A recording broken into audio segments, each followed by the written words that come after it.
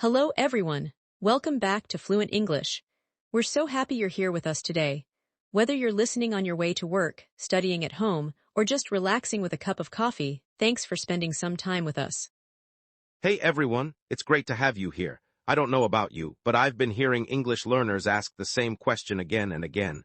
Why do Americans use the word do so much? That's so true, and honestly I understand why people get confused.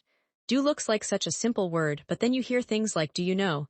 I do my homework, don't worry, and how do you do? Suddenly that little word seems to be everywhere.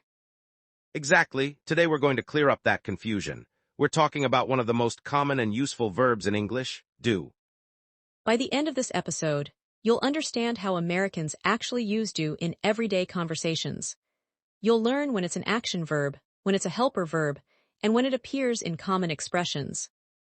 And we want to hear from you. Before we begin, tell us in the comments, what's the most confusing use of do for you? Is it questions, negatives, common expressions? Let us know. Also, if you're enjoying these lessons and want to improve your English every week, make sure to like this video and subscribe to Fluent English. It really helps the channel grow and helps more learners find our content. All right, let's jump in and finally make sense of this little word called do. Let's start with the most basic use of do. In many situations, do is an action verb. When it's an action verb, it means to perform an activity, complete a task, or carry out some kind of work. A simple formula is subject plus do plus activity. Here are a few examples. I do my homework every night. She does yoga on weekends. They do a great job. We do the dishes after dinner. He does his work carefully. Notice something interesting. We often use do when we're talking about activities in a general way. We say do homework, do business, do research, and do chores. That's right, and here's a personal example. Every Saturday I do my laundry. I don't usually say I perform my laundry. That sounds strange. Americans simply say I do my laundry. Same here. Every morning I do a quick workout before breakfast. It's a normal expression, and you'll hear it all the time. Let me ask you something. Do you do any exercise during the week? I do. What about you? I try to. Some weeks are better than others. Listeners, here's your turn. Think about one thing you do every day. Say it out loud. Maybe it's I do my homework, I do my job, or I do housework. Great practice speaking out loud helps your brain build confidence. Now let's talk about questions. This is where many learners get confused. In simple present tense questions, do becomes a helper verb. The formula is do plus subject plus base verb. For example, do you like coffee? Do they live nearby? Do we need tickets? Do I look tired? Notice that the main verb stays in its base form. We don't say, do you likes coffee? That's a common mistake. Exactly, we say, do you like coffee? Now let's look at negatives. The formula is subject plus do not plus base verb. Or more naturally, don't. Right, Americans almost always use contractions in everyday speech. I don't know, we don't agree, they don't understand. And for he, she, and it, we use doesn't. She doesn't drive, he doesn't work here, it doesn't matter. Listeners, can you make a sentence with don't? Try it right now. Maybe something like, I don't drink soda, or I don't watch much TV.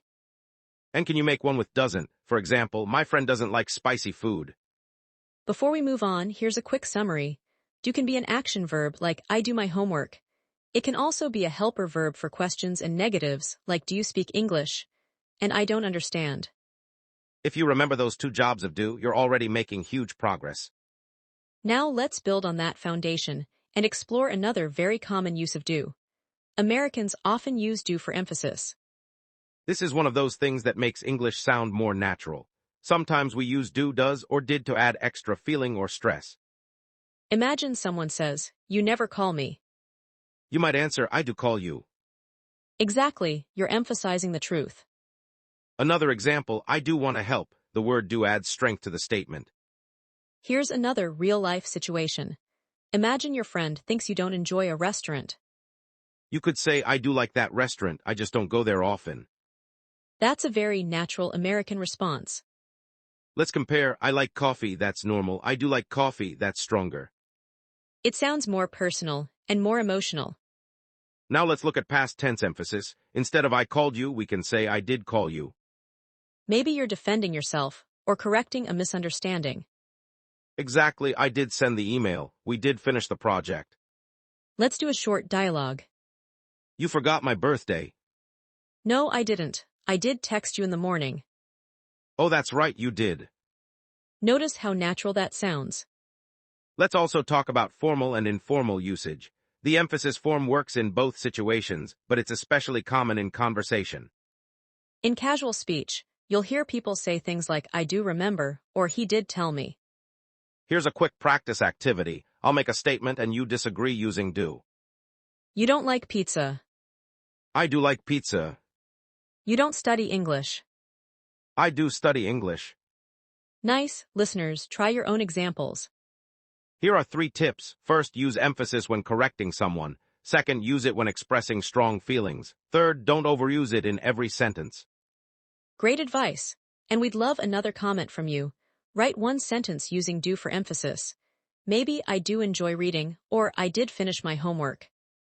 Quick review. This section showed how do can add emphasis and make your meaning stronger and clearer. For our third teaching section, let's talk about common expressions with do. This is where real-life English gets interesting.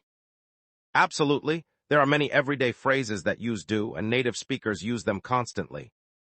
One common expression is do your best. Teachers say it, parents say it, coaches say it. Another is do me a favor. For example, can you do me a favor and open the door? We also hear do well. She did well on the test. Another useful one is that'll do. That means something is enough or acceptable. Let's put these into real situations. Imagine you're helping a friend prepare for an interview. You might say, just do your best. Or imagine someone helped you move furniture. You could say, thanks for doing me a favor. Americans also use do in polite questions. For example, do you mind, or how do you feel about that? These expressions sound friendly and natural. Tone matters too. If you say do you mind, politely it sounds respectful. If you say it with frustration, it can sound very different. That's why listening practice is so important. Here's a mini practice. I'll give a situation. And I'll answer naturally. Your friend is nervous before an exam. Don't worry, just do your best. Someone helps you carry groceries. Thanks for doing me a favor. Your coworker asks if their presentation was successful. Yes, you did really well. Great examples. Listeners, repeat those expressions out loud. Practice them several times until they feel comfortable. And leave a comment with your favorite expression using do. Let's review. In this section, we looked at common expressions, polite phrases, and natural conversation patterns that use do every day. Now let's talk about mistakes. Trust me, everyone makes them. Oh yes, even advanced learners sometimes struggle with do. Mistake number 1. Using the wrong form after do. Incorrect. Do you like coffee? Correct. Do you like coffee? Why is it wrong? Because do already carries the grammar. The main verb stays in its base form. Mistake number 2. Forgetting do in questions. Some learners say, you like coffee. Native speakers sometimes do that informally, but learners should first master, do you like coffee? Mistake number 3. Double past tense. Incorrect. Did you went? Correct. Did you go? Again, did already shows the past tense. Mistake number 4. Confusing do and make. This one is famous. People sometimes say make homework. But in English, we usually say do homework. Here's a funny example. Imagine someone says, I made my homework and did a cake. Technically, we understand it, but it sounds backwards. Better version, I did my homework and made a cake. Let's practice, which is correct. Did you saw it, or did you see it? Correct answer, did you see it? Another one, she doesn't likes it, or she doesn't like it. Correct answer, she doesn't like it. If you've made these mistakes before, don't worry. Every English learner has been there. The important thing is noticing the pattern and practicing regularly. Ready for some interactive practice? Let's do it. Situation 1, you're asking a friend about music. Option A, do you like jazz? Option B, do you likes jazz? Option A is correct because the main verb stays in the base form. Situation 2, you want to say you completed your homework. Option A, I did my homework.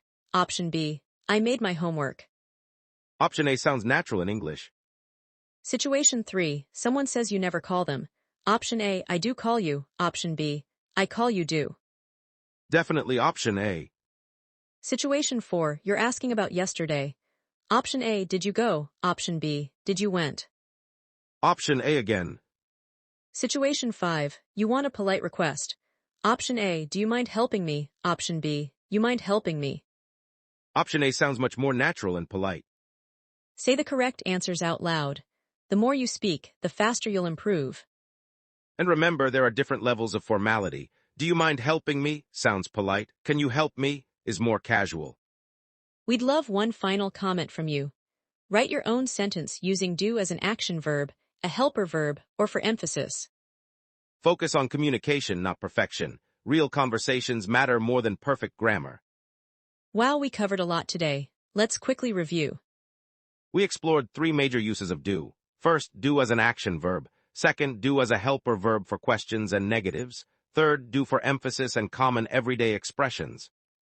Remember, this tiny word appears everywhere in English. The more you notice it, the more natural your English will become. Try listening for do in movies, podcasts, and conversations this week. And don't be afraid to make mistakes. Every sentence you practice is one step closer to fluency. Here's a question to think about. Which use of do are you going to practice first? If you enjoyed today's lesson, please like this video, share it with a friend, leave a comment, and subscribe to Fluent English for more practical English lessons every week. Thank you for learning with us today. We appreciate every single one of you. Keep practicing, keep speaking, and keep believing in your progress. Take care, keep learning, and we'll see you next time. See you next time.